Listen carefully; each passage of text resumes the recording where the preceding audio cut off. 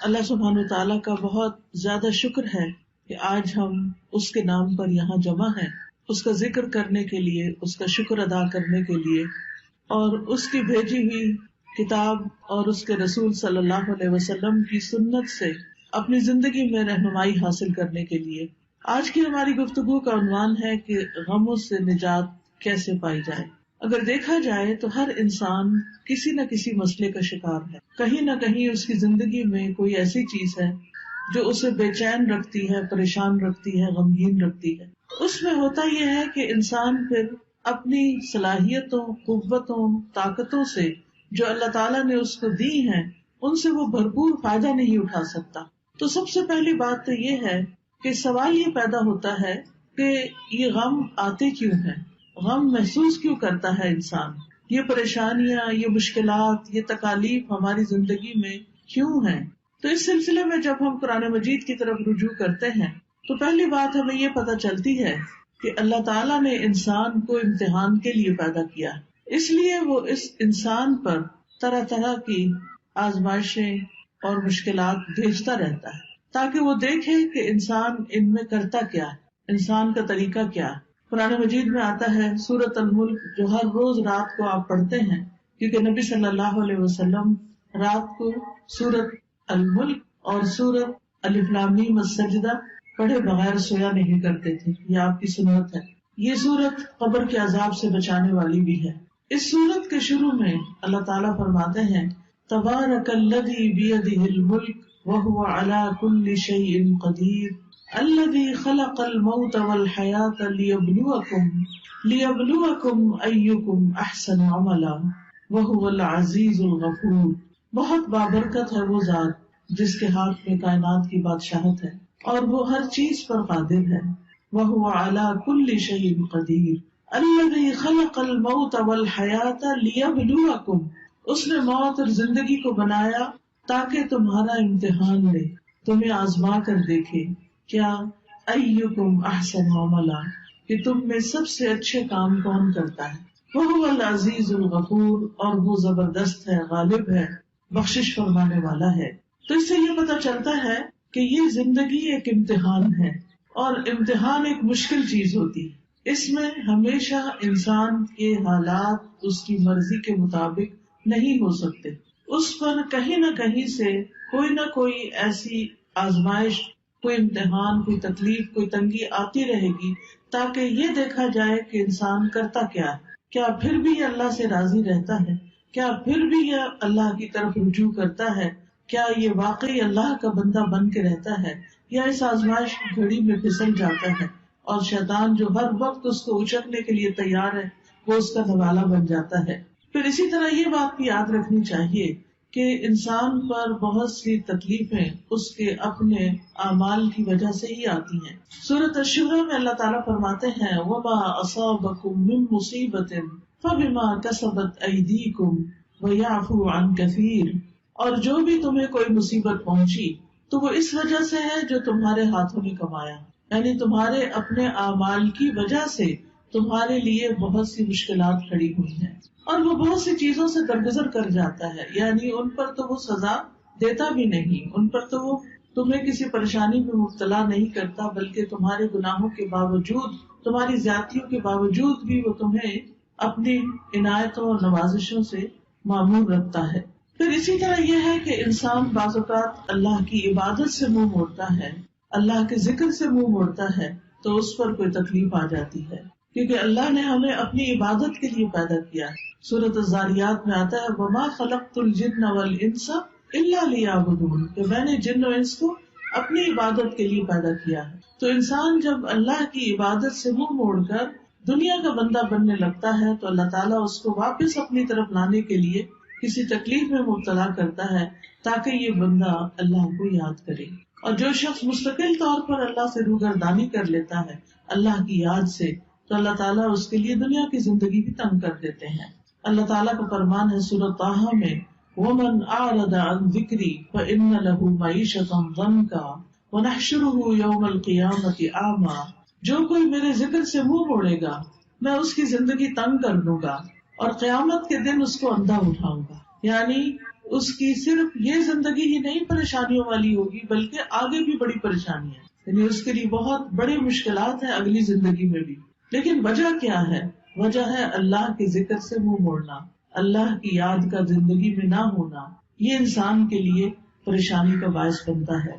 سورۃ الزخرف میں اللہ تعالیٰ فرماتے ہیں مَن یعش عن ذکر الرحمن نقیض لہ شیطانا فہو لہ قرین.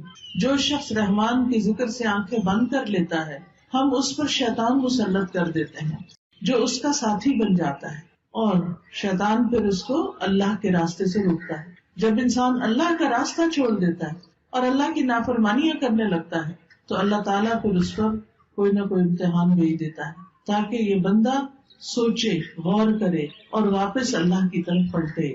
جب انسان اللہ کی عبادت سے روگردانی کرتا ہے تو دنیا میں بھی محتاجی کا شکار رہتا ہے، خواہ اس کے پاس بہت کچھ بھی ہو لیکن اس کے دل کی محتاجی اور پریشانی نہیں جاتی. حدیث میں آتا ہے اللہ سبحانہ وتعالیٰ فرماتے ہیں، حدیث قدسی ہے، صحیح ترمذی کی روایت ہے، اے ابن آدم تم اپنے آپ کو میری عبادت کے لیے فارغ کر لو، میں تمہارے دل کو بے نیازی سے بھر دوں گا اور تمہاری محتاجی دور کر دوں گا. یعنی تم میری عبادت کے لیے وقت نکالو تو میں تمہارے دل کو غنی کر دوں گا. حالات تو نہیں بدلتے مگر دل کی حالت بدل جاتی ہے اللہ کی عبادت سے. دل مضبوط ہو جاتا ہے، دل کے اندر اللہ کا توکل آتا ہے، دل کے اندر ایسا یقین آتا ہے کہ انسان کو بڑی بڑی مشکلات بھی معمولی لگتی ہیں. اور جب دل میں ایمان نہیں ہوتا، توکل نہیں ہوتا، یقین نہیں ہوتا، امید نہیں ہوتی، مایوسی ہوتی ہے تو رائی بھی پہاڑ لگتی ہے. اور اس طرح مشکلات اور مصیبتوں کے پہاڑ ہر طرف اس کو کھڑے نظر آتے ہیں. تو اس کا حل کیا بتایا کہ اگر تم عبادت کرو گے تو میں تمہارے دل کو بے نیازی سے بھر دوں گا، تمہاری محتاجی دور کر دوں گا. لیکن اگر تم ایسا نہیں کرو گے تو میں تمہارے دونوں ہاتھ کاموں میں مشغول کر دوں گا اور اس کے باوجود تمہارا فقر دور نہیں کروں گا. یعنی تم سارا دن کام کرو گے، محنت کرو گے، لیکن پھر بھی تمہاری محتاجی اپنی جگہ کھڑی رہے گی کیونکہ وہ دل کی محتاجی ہوگی نا، دل کے اندر پریشانی ہوگی. تو یاد رکھیے کہ صرف دنیا کی فکر کرنے سے معاملات سلجھنے کی بجائے بگڑنے لگتے ہیں. صرف دنیا دنیا دنیا، ہر وقت صبح اٹھتے ہی دنیا کی فکر، دن کو دنیا کی فکر، رات کو سوتے ہوئے دنیا کی فکر.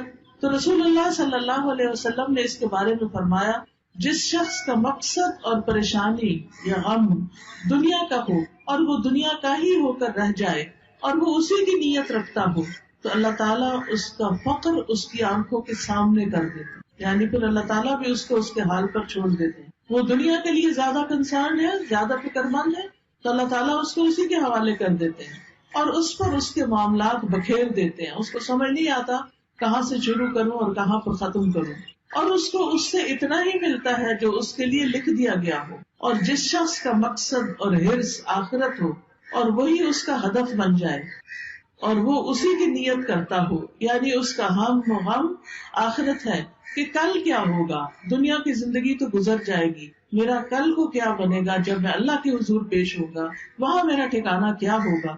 جو شخص اس فکر میں مبتلا ہو جاتا ہے تو اللہ تعالیٰ اس کے دل میں غرار ڈال دیتے ہیں، دنیا کی طرف سے اس کا دل مطمئن کر دیتے ہیں، اس کے معاملات کو یکجا کر دیتے ہیں اور اس کو پھر اپنی حاجتوں کے لیے بھاگنا نہیں پڑتا، دنیا ذلیل ہو کر اس کے پاس آتی ہے. تو اس لیے ہم سب کو یہ دیکھنا چاہیے کہ ہم کس چیز کے لیے زیادہ فکر مند ہیں. دنیا تو چند دن کی ہے، دنیا کی حیثیت تو مچھر کے پر برابر بھی نہیں. دنیا کا بڑے سے بڑا نقصان ایسا ہی ہے جیسے مچھر کا پر ٹوٹ کے گر گیا ہو، لیکن اصل نقصان، اصل مشکل، اصل پریشانی تو آخرت کی پریشانی ہے جس کے لیے ہم سب کو فکر مند ہونے کی ضرورت ہے. دنیا کی فکر کرنے والے سے رب کی بے نیازی ہوتی ہے. نبی صلی اللہ علیہ وسلم نے فرمایا جو اپنے غموں کو ایک ہی غم بنا لے، جو اپنے غموں کو ایک ہی غم بنا لے اور وہ آخرت کا غم ہو تو اللہ اس کے دنیا کے غموں سے اسے کفایت کرے گا، اس کے دنیا کے غم دور ہو جائیں گے. اور جس کو پریشانیاں ادھر ادھر بھٹکا کر لے جائیں اللہ اس کی پرواہ نہیں کرے گا کہ وہ دنیا کی کس وادی میں ہلاک ہو کر دیتا ہے. تو اس لیے غموں سے بچنے کا، غموں سے نجات کا اصل طریقہ کیا ہے کہ دنیا کی بجائے آخرت کی فکر زیادہ لگا لی جائے. یاد رکھیے جہاں دنیا کی حرص زیادہ ہوتی ہے، دنیا کی محبت زیادہ ہوتی ہے، وہاں اللہ کی محبت میں کمی آ جاتی ہے، وہاں پر اللہ کی محبت میں کمی آ جاتی. نبی صلی اللہ علیہ وسلم نے فرمایا قیامت قریب آ چکی ہے، لیکن لوگوں میں دنیا کی ہی ہرس بڑھے گی، یعنی جتنی جتنی قیامت قریب آ رہی ہے اتنی اتنی دنیا پھیلتی جا رہی ہے ان کے سامنے، اور اس کی محبت اور اس کے پیچھے بھاگنا اور زیادہ بڑھتا جا رہا ہے، اور اللہ سے دوری میں ہی اضافہ ہوگا۔ پھر اسی طرح ہم دیکھتے ہیں کہ جب ہم دنیا کو زیادہ امپورٹنس دیتے ہیں تو دنیا کا چھوٹا سا نقصان بھی انسان سے برداشت نہیں ہوتا، لیکن جب انسان یہ سمجھتا ہے کہ کوئی بات نہیں، یہ چیز چلی گئی تو ہم بھی تو اللہ کی طرف جانے والے ہیں، جیسا کہ سورۃ البقرہ میں آتا ہے وَلَنَبْلُوَنَّكُمْ بِشَيْءٍ مِّنَ الْخَوْفِ وَالْجُوعِ وَنَقْصٍ مِّنَ الْأَمْوَالِ وَالْأَنفُسِ وَالثَّمَرَاتِ وَبَشِّرِ الصَّابِرِينَ الَّذِينَ إِذَا أَصَابَتْهُم مُّصِيبَةٌ قَالُوا إِنَّا لِلَّهِ وَإِنَّا إِلَيْهِ رَاجِعُونَ أُولَٰئِكَ عَلَيْهِمْ صَلَوَاتٌ مِّن رَّبِّهِمْ وَرَحْمَةٌ وَأُولَٰئِكَ هُمُ الْمُهْتَدُونَ۔ کہ اللہ سبحانہ وتعالیٰ کی طرف سے آزمائش تو ہوگی، امتحان تو ہوگا، لیکن ایسے موقع پر جو یہ کہے انا للہ وانا الیہ راجعون، کہ بے شک ہم اللہ کے لیے ہیں اور اسی کی طرف لوٹ کر جانے والے، تو ایسے لوگوں پر اللہ کی رحمت اور نوازشیں ہوتی، اللہ کی رحمت ہوتی، اور ایسے لوگ ہدایت پانے والے ہوتے۔ تو بات یہ ہے کہ تکلیفیں تو آئیں گی، یہ تو اللہ تعالیٰ نے خود ہی فرما دی کہ ہم ضرور آزمائش کریں گے، ضرور امتحان لیں گے، خوف سے، بھوک سے، جان مال پھلوں کی کمی سے، لیکن خوشخبری ہے صبر کرنے والوں کے لیے۔ یعنی جب ان کی زندگی میں کوئی چیز کم ہوتی، مثلاً کوئی بچہ فوت ہو گیا، بہن بھائیوں میں سے کوئی چلا گیا، کاروبار چلا گیا، کوئی کاروبار کو نقصان ہو گیا، جاب چلی گئی، کوئی اور حادثہ ہو گیا کہ جس سے بڑا نقصان ہو گیا، تو اب یہ سب چیزیں تو زندگی میں روز کا معمول ہے، کبھی کوئی چیز پیش آتی ہے، کبھی کوئی چیز پیش آتی ہے۔ تو بتایا گیا کہ وہ ایسے موقع پر کیا کہتے ہیں اور کیا کرتے ہیں، انا للہ و انا الیہ راجعون، یعنی وہ اللہ کی طرف رجوع کر لیتے ہیں، اور صبر کے ساتھ کیا کہتے ہیں کہ بے شک ہم بھی اللہ کے لیے اور اللہ ہی کی طرف واپس جانا ہے۔ یعنی جو ہمارا کوئی رشتہ دار چلا گیا یا مال چلا گیا یا کوئی اور، یعنی کہ کوئی کھیتوں میں یا کاروبار میں یا کسی کیے ہوئے کام میں کوئی نقصان ہو گیا، تو وہ کہتے ہیں اس میں بھی کوئی خیر ہوگی، اس میں بھی میرے لیے اجر ہے، اس میں بھی کوئی بھلائی ہے، میرا کوئی پیارا چلا گیا لیکن میں اللہ سے امید نہیں چھوڑوں گی، کیونکہ اللہ ہے نا۔ حتیٰ کہ اگر کسی عورت کے شوہر بھی فوت ہو جائے اور اگر اس کا اللہ پر بھروسہ ہو تو اس موقع پر بھی اللہ تعالیٰ اس کا دل تھام لیتا ہے، اور وہ کیا سوچتی ہے کہ ایک انسان تو گیا ہے مگر اللہ تو زندہ ہے، اللہ لا الہ الا هو الحی القیوم، اللہ ہے نا۔ ٹھیک ہے، انسانوں کی کمی کوئی انسان اور پوری نہیں کر سکتا، شوہر کی کمی کوئی بھی پوری نہیں کر سکتا، نہ ماں باپ، نہ بہن بھائی، نہ بچے، لیکن اس سے بڑھ کر بھی تو کوئی ہستی ہے نا، اور وہ اللہ کی ہستی ہے۔ اللہ لا الہ الا ہو، اللہ وہ ذات جس کے سوا کوئی الہ نہیں، الحی جو زندہ ہے، جس کو کبھی موت نہیں آنی، القیوم جو قائم ہے، جسے کسی سہارے کی ضرورت نہیں، بلکہ وہ باقی سب کو بھی قائم رکھنے والا ہے۔ تو جب وہ ہستی موجود ہے، اللہ سبحانہ وتعالیٰ ہے، تو پھر فکر کس بات کی؟ اس نے تو میرے دنیا میں آنے سے پہلے میرے رزق کا انتظام کیا، ماں کے سینے میں دودھ اتار کے۔ اس نے تو مجھے پیدا ہونے کے بعد جب میرے دانت بھی نہیں تھے، کچھ کھانے کے قابل بھی نہیں تھا، کچھ ہاتھ پاؤں بھی ہلا کے نہیں پکڑ سکتا تھا، اس وقت بھی میرے رزق کا اہتمام کیا تھا، انتظام کیا تھا، وہ اب بھی کرے گا۔ تو ایسا شخص اس شدید غم کے موقع پر بھی سکون میں ہوتا ہے کہ اللہ ہے نا، وہ کہیں سے بندوبست کرے گا نا، وہ کوئی ذریعہ بنا دے گا نا، کیونکہ اصل الرزاق تو وہی ہے، انسان تو صرف سبب ہے، وسیلہ ہے۔ ایسا شخص کبھی بھی دل نہیں ہارتا، ایسا شخص کبھی بھی اپنے حواس نہیں کھوتا، ایسا شخص کی زندگی سے کبھی امید نہیں جاتی۔ اور آپ نے دیکھا ہوگا کہ کتنے ہی بچے ہیں جو یتیم پلے ہیں، لیکن وہ بڑے بڑے لوگوں سے آگے نکل گئے، دنیا کی بڑی بڑی مشہور ہستیاں بن گئے۔ باپ کی کمی سے ان کی زندگی میں سب کچھ ختم نہیں ہو گیا، اللہ نے دوسرے ذرائع سے ان کی مدد کی، کیونکہ اصل اسباب تو اللہ کے ہاتھ میں ہے اور تمام چیزیں وہی پوری کرنے والا ہے۔ یاد رکھیے، اللہ کے پاس ہر مسئلے کا حل ہے، وہ ہر چیز پر قدرت رکھتا ہے۔ لہذا رنج اور غم سے، مشقت اور پریشانی سے نجات پانے کے لیے سب سے پہلا کرنے کا کام کیا ہے؟ اللہ پر بھروسہ، اللہ سے مضبوط تعلق، اللہ پر ایمان، یقین، توکل، اس سے امید، اسی کا ڈر اور اسی کی طرف لوٹ کر جانے کی فکر. یاد رکھیے دنیا کے سارے خزانے اللہ کے ہیں، سارے خزانوں کا مالک وہ ہے. وَلِلَّهِ خَزَائِنُ السَّمَاوَاتِ وَالْأَرْضِ وَلِلَّهِ مُلْكُ السَّمَاوَاتِ وَالْأَرْضِ. آسمانوں کی بادشاہت، زمین کی بادشاہت ساری کی ساری اللہ کے پاس ہے. وَاللَّهُ عَلَى كُلِّ شَيْءٍ قَدِيرٌ. اور اللہ ہر چیز پر پوری طرح قادر ہے، پوری قدرت رکھتا ہے. لہذا کیا یقین رکھنا ہے کہ سارے خزانے تو اس کے پاس ہیں، مجھے اس سے مانگنے ہیں. لہذا انسان سب انسانوں سے نظر ہٹا کے اللہ سبحانہ وتعالیٰ کی طرف امید رکھتا ہے، اس سے مانگتا ہے. یا اللہ تو میرا رازق ہے، تو پتھر کے اندر ایک کیڑے کو بھی رزق پہنچاتا ہے، تو کیا مجھے نہیں رزق دے سکتا؟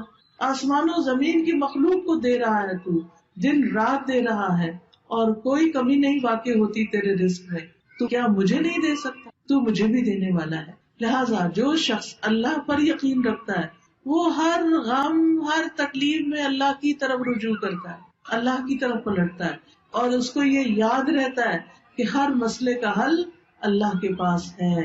اللہ سبحانہ تعالیٰ کے سامنے اپنی حاجتیں رکھے، سجدے میں رو کر پکارے اس کو کہ اللہ تو مدد کر.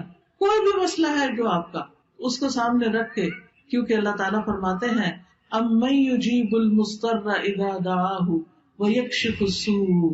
بھلا کون ہے جو لاچار کی فریاد رسی کرتا ہے جب وہ اسے پکارتا ہے اور اس کی تکلیف کو دور کرتا ہے؟ کوئی اور ہے؟ نہیں، کوئی بھی نہیں. آپ دیکھیں کہ جب انسان غمگین ہوتا ہے، دکھی ہوتا ہے، پریشان ہوتا ہے، اس کی آنکھوں سے آنسو جاری ہوتے ہیں، تو پاس پڑے ماں باپ بھی سو رہے ہوتے ہیں، باقی دنیا بھی آرام کر رہی ہوتی ہے، ہر کوئی اپنے مسئلوں میں پریشان ہوتا ہے، لیکن آپ کا رب جاگتا ہے. لا تأخذہ سنۃ ولا نوم. نہ اس کو اونگ آتی ہے، نہ اس کو نیند آتی ہے. سب سوتے ہیں لیکن وہ جاگتا ہے. وہ رات کو بھی، وہ دن کو بھی، وہ صبح بھی، وہ شام بھی آپ کی دعائیں سنتا ہے.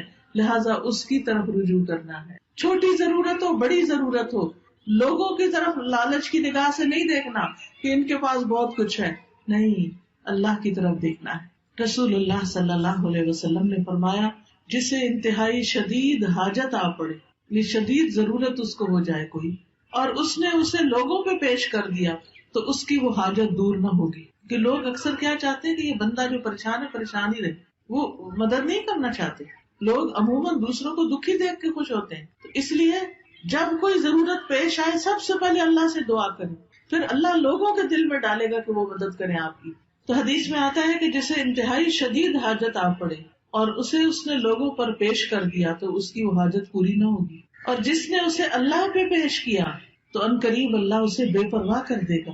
یا تو جلد ہی موت آ جائے گی، دنیا کے بکھیڑوں سے ہی جان چھوٹ جائے گی، یا جلد ہی غنی ہو جائے گا اور انسانوں کی ضرورت نہ رہے گی. آپ کو خوف آتا ہے کہ پتہ نہیں کیا ہوگا، پتہ نہیں بڑھاپے میں کون ہمیں دیکھے گا، ہمارے لیے روزی کا انتظام کیا ہوگا، ہماری ضروریات پوری کہاں سے ہوں گی. تو فوراً کہا کرے اللہ تو میرا رب ہے نا، تو ہی میرے سارے انتظام کرے گا، مجھے انسانوں سے نہیں، تجھ سے توقع ہے. انسانوں کے ہاتھ خالی ہیں، ہمارے ہاتھ میں تو تھوڑی دیر کوئی چیز ہو تو ہمارا دل کہتا ہے رکھ دیں. ایسے ہی ہوتا ہے نا، ہم اپنے ہاتھ بھر کے رکھ بھی نہیں سکتے، مٹھی میں کوئی چیز ہو چھوٹی سی بھی تو تنگ آ جاتے ہیں، وہ کہتے ہیں یہ کہیں رکھ دے. ہمارے ہاتھ خالی ہیں، خالی آئے تھے، خالی رکھنا پسند کرتے ہیں اور خالی جائیں گے. بھرے ہوئے ہاتھ تو اللہ کے ہیں، ان سے کیوں مانگتے ہیں جو خالی ہاتھ؟ ان سے کیوں توقع ہے جن کے پاس کچھ نہیں؟ اس سے کیوں نہیں توقع رکھتے جس کے پاس سب کچھ ہے؟ مانگ کے تو دیکھیں، پھر کس طرح ضروریات پوری ہوتی ہیں. آپ دیکھیں قبر میں سب سے پہلا سوال کیا ہوگا؟ من ربو کا، تیرا رب کون ہے؟ اور رب کون ہوتا ہے؟ جو پیدا بھی کرتا ہے، جو رزق بھی دیتا ہے، جو ساری ضروریات پوری کرتا ہے.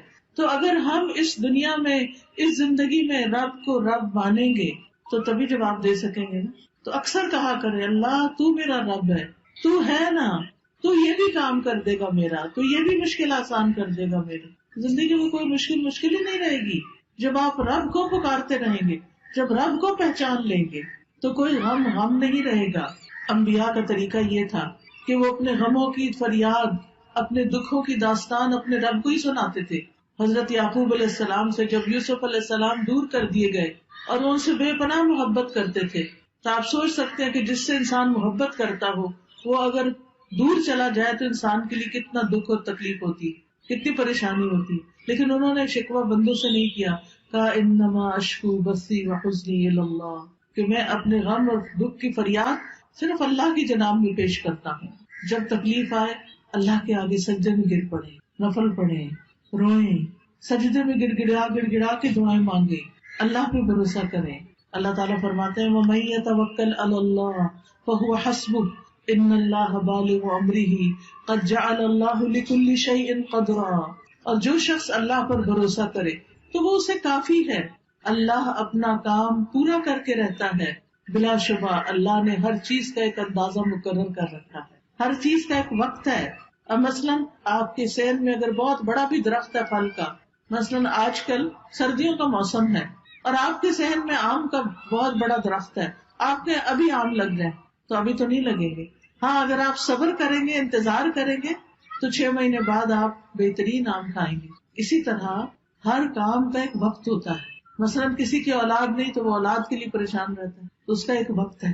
اور اگر اللہ نہیں دینا چاہتا تو اس کے پیچھے بھی کوئی حکمت ہے، کوئی مصلحت ہے، کوئی فائدہ ہے، کوئی وجہ ہے، اس کو پتا ہے، ہمیں نہیں پتا کہ وہ ہمیں اولاد کیوں نہیں دے رہا. پھر اگر اولاد ہے اور اس کا کوئی غم ہے یا تکلیف ہے، اس کی وجہ سے ہم دکھی ہیں، تو اس پر بھی اللہ پہ بھروسہ کریں کہ یہ وقت بھی گزر جائے گا، اس کی کوئی وجہ ہے. آپ دیکھیے کہ جو ایک کچا برتن ہوتا ہے اور ایک پکا برتن ہوتا ہے، پکا برتن صرف وہ ہوتا ہے جسے آگ میں تپایا جائے.